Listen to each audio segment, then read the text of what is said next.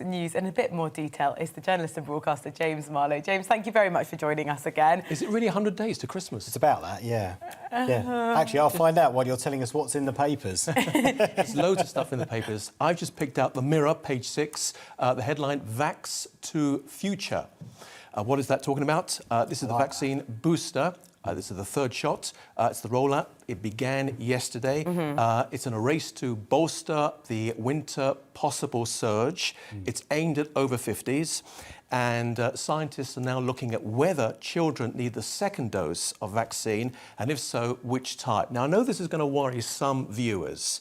There are some viewers that are concerned about the vaccine. There are a small minority, but I just want to point out, and I've done this several times before, and that is, to the best of my knowledge, they didn't have a problem with smallpox. They didn't have a problem with the vaccine of smallpox, of course. They didn't have a problem with polio, is the other one I was trying to remember, yellow fever, TB, the MMR, and all of these other jabs that we give to our kids as well. Classics. And yes, exactly. For some reason, because they say we live in a world of fake news and we can't believe anything that we see on any of the television networks, you have to go to these obscure websites in order to get your real news information, which of course there are complete fake. And this is where the scary thing is coming from. Now, the reason I picked this up is because I was listening to a report a couple of days ago on Wednesday, and this is with regard to local GP surgeries, your local doctor's surgery. Now, of course, a year ago, this time last year, we were all clapping them on a regular basis, and maybe even a year and a half ago, as long ago as that, can you believe it?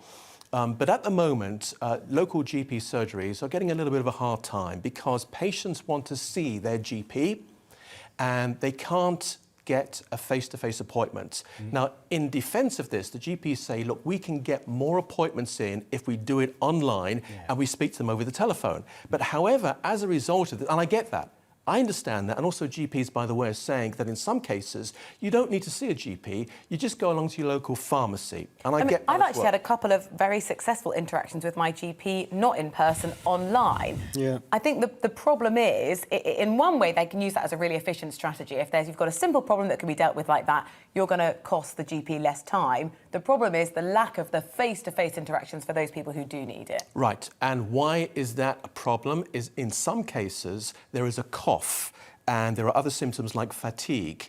And this is put down to cancer. And it's not just older people who have got it and need to see a doctor to see exactly how much worse it's getting and whether they're going to get that consultancy appointment on the NHS, which have now been delayed 3 or 4 times in some cases, but young people. And there's several young people that simply could not get that face-to-face GP, and they were told, they were brushed off with regard to certain prescriptions.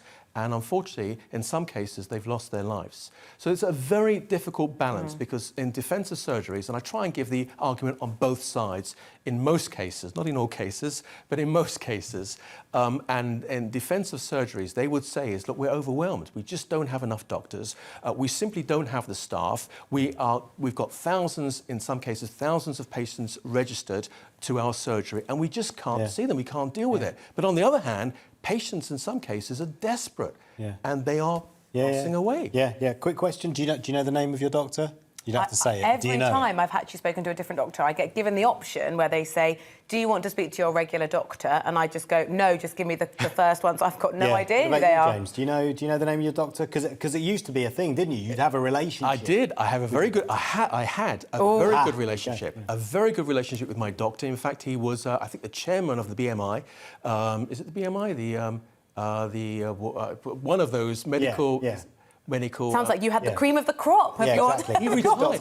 He retired, though. He retired, and now they just fobbed you off with another doctor, so whichever one that you get through to. So, Paul, why have you asked that question? Yeah, because I don't know mine. Just like you, because you just end up seeing a doctor. You just want to see anyone, but you don't end up building that relationship. They don't know. They can look at your notes, but notes will help, but that won't tell you as much as you would if you had a proper relationship with someone where you'd seen them regularly. Yeah, and then when it's easier to ask more awkward questions, like how much are you eating or how much should you be eating more? You know, those type of things. Yeah, but I do understand that, as you said, the challenges that GPs are under, and that there's definitely a role for online appointments and that kind of thing. What else have you got, James? I want to take you to the Telegraph.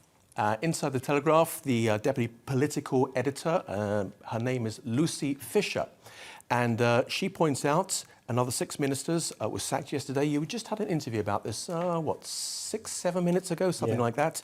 As she uses the word, and I'm quoting right now, as purge reached the middle ranks of government.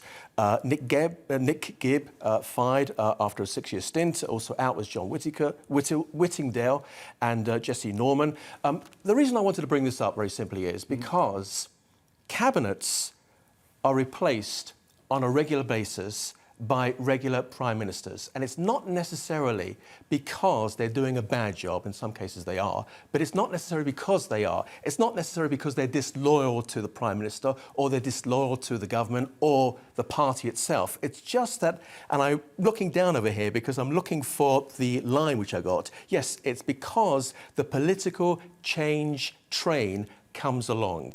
And every so often, a prime minister just wants to give somebody else an opportunity from the backbenchers, feels that this is, let's try them out.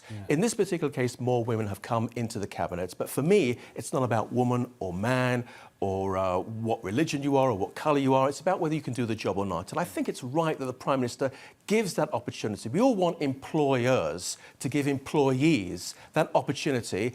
And if they make a mess of it, then they lose their job. And if they do well, then perhaps they can get promoted in that way. Yep, see what you mean. James, really good to talk to you. Thank you for joining us. Broadcaster, journalist James Marlow there on GB News.